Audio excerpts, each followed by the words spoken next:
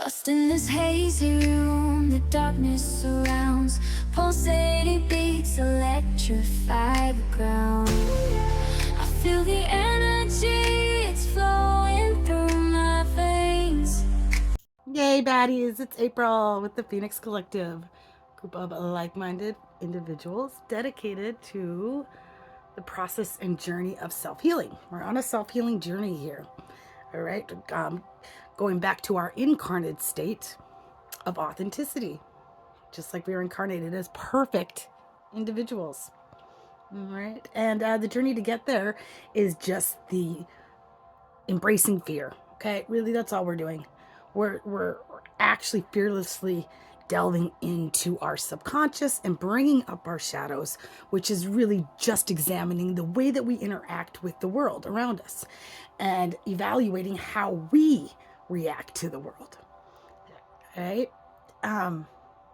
Definitely a scary journey at first, and it takes blind faith in our creator and opening up that heart chakra, which spirit is telling me it's time to do. All right. So we've been on this journey for a minute, guys. This is actually, I think February will mark 2 years on this journey. Yeah, that's a long time. But the process really is never done because shadows will always creep up. And I hate to say it, but once you've sorted through yourself, well, you still have ancestral trauma and past life trauma. It's all related, and definitely a continuing journey of maintenance. So opening up the heart chakra, this is super important. We've gotten grounded and stable in our own energy. Then we've moved into the sacral, where we've embraced our passion and creativity. We've cleared that out by cutting cords, taking in our own power up in the solar plexus, the throat chakra. Remember, truth tellers, true speakers, uncoiling that snake, being fearless, right? I'm an Aries, all right? And so part of, the shadow self, as we bring that up, doesn't mean that once it's in the light that we've exposed it and then we forget about it. No, we then embrace that as part of ourselves. And I'll give you an example for myself, because I'm a 3 life path. And very much life purpose is to speak truth. All right? I harness that in my sacral, and then it comes out through the throat chakra, but it takes a connection through the crown to the divine, right? And then there's the 8th and 9th chakra that connects to the 5D realm, and then the space in between to get those downloads and process it through the crown and to see the world and unmask the world around you through the third eye, and then be able to relate this journey to others. I'm an intuitive and a tarot card reader. All right. So I use tarot cards for the self-healing journey. All right. There's a difference between utilizing the collective energy of tarot for positive and negative. Now, divination abuse, I just want to warn against that. Constantly like going into your cards to try and figure out every movie that you're making. That's divination abuse, and the collective spirit of tarot doesn't like that. It'll shut you down really quickly. So we use these cards to guide us on the self-healing journey. I read cards in 4 different positions. I look at the past energy, and this is the energy of the person that I am reading for. It's in this energy that you can decide if this reading is for you or not. But the universe speaks in symbols, synchronicities, and frequencies. Okay? So just because you clicked on this message means that there's probably some things you need to hear in it, right? So once we've claimed that energy, we look at the situation in the here and now. We also look at the subconscious and what's hidden, and then the most likely outcome in the future if you stay on the path that you are. We have free will. All right. Tarot provides that metacognitive process. All right. It allows you to see the situation at hand from a different vantage and see the internal thought process and unmask those around you, and also see what's hidden in the subconscious. So by looking into the future, you can make changes if you don't like it. right? And you want to do that. You want to constantly be evaluating things if it makes you feel a certain kind of way. If not, we discard it. If we know it's not true, we let it go. But if you definitely feel something, that's what feelings are here, guys. They're here to guide us on our journey. So I'm not going to read tarot today. I'm actually going to read some oracle cards. It's just some cards from a board game that somebody gave me. And I like the pictures. And like I said, the universe speaks to us through symbols. So I'm gonna shuffle these cards and pull out 4 and see what it's telling us for today. I'll be right back. All right, so it's short and simple message today, all right? So the first one I pulled was this whale with a pirate ship on it. Now, the whale is the largest mammal in the ocean. Like I'm saying, you guys got that big D energy. Male or female? You big energy. You are. All right, and you're swimming in that ocean. Now, the ocean is full of mystery. We know more about the mountains in Antarctica than we do about what's under that ocean. That's really represents that subconscious energy. But you are the biggest energy in that ocean.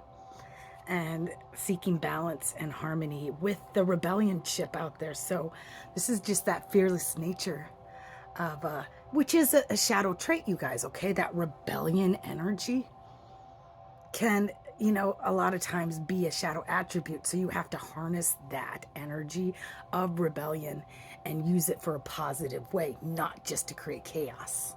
Right? I definitely have that rebellion spirit, and because I was always different. Okay? And the collective that I'm speaking to, I believe you are as well. It feels like it.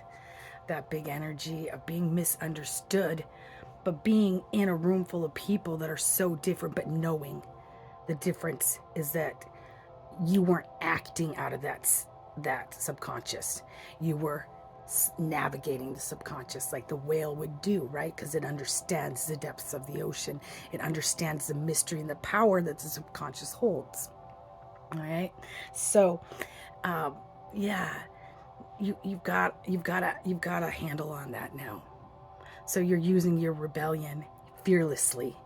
You've taken that pirate energy, and you're using it to effect change in this world. Mission and purpose. Okay, sacral energy. Fearlessly from the heart space. We got to really clear out that heart space. I see an armor around the heart.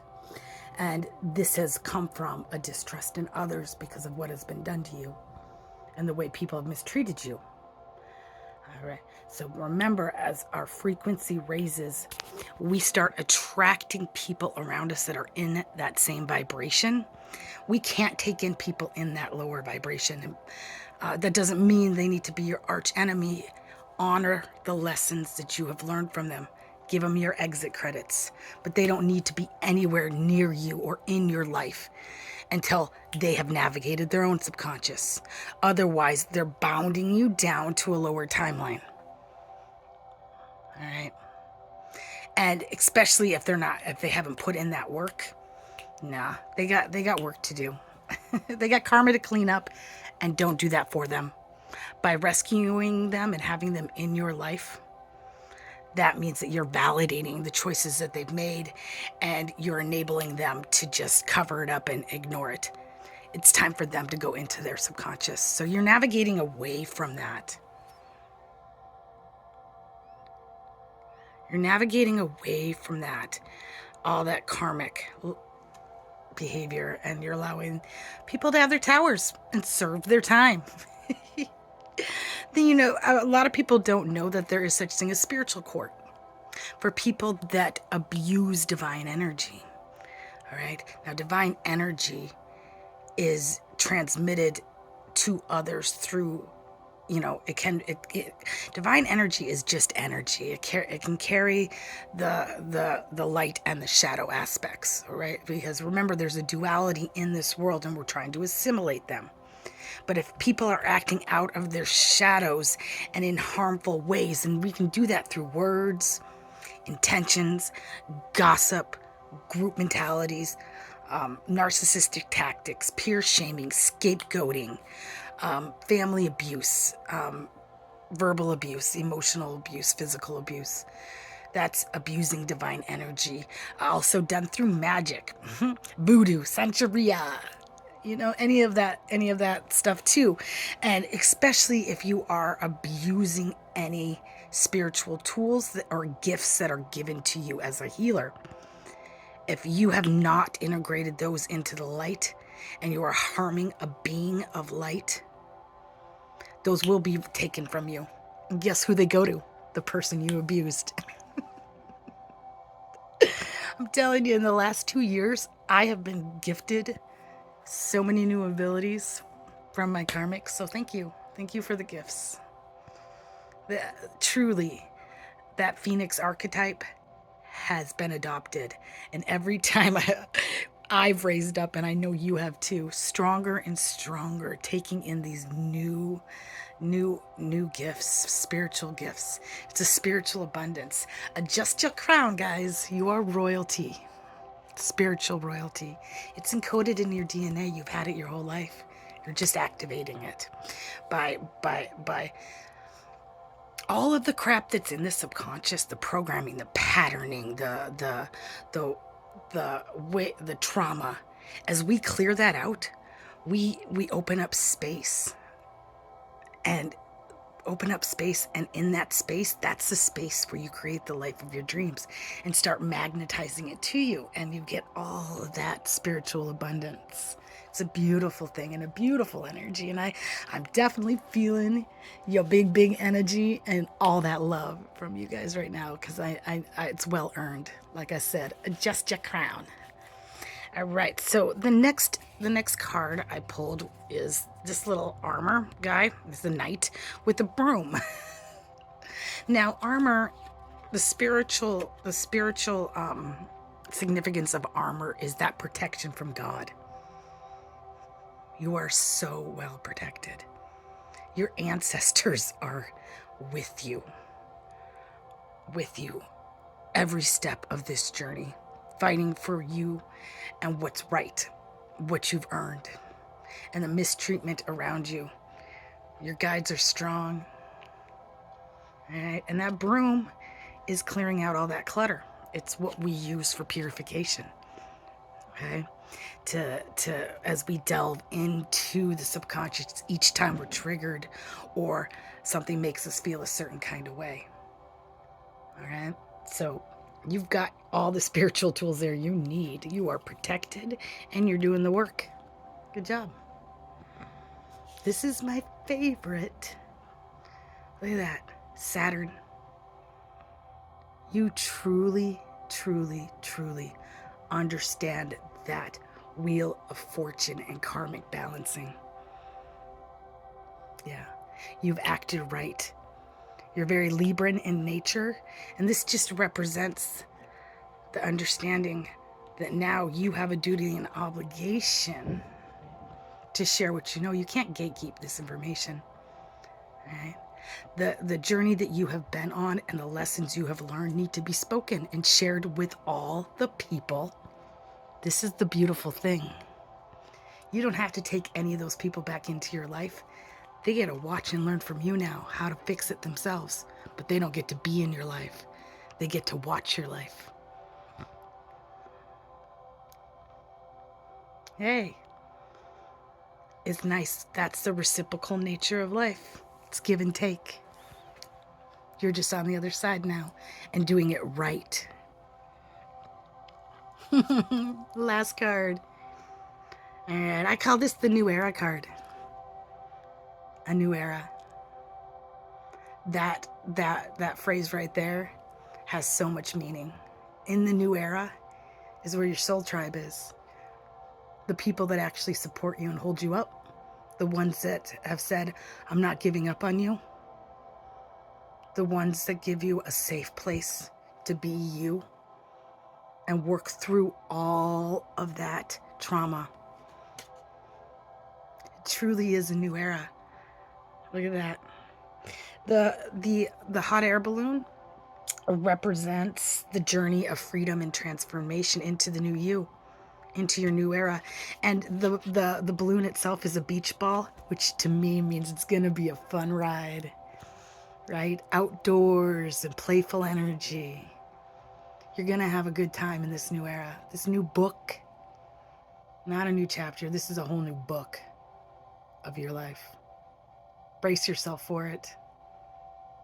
Yeah, it's gonna take you lots of places. Welcome to the new era. All right, guys, that's all I got for you today. Sunday, I got to get to church. And I've got some soul tribe on the way to hang with me. And yeah, just embrace the love and light today. Remember, we are all on different stages of the self-healing journey. So we have a duty and obligation to share what we know with the greater collective and help lift the consciousness to a higher vibration. So be kind to yourself, but be kinder to those around you. We're all suffering the human condition together. Namaste.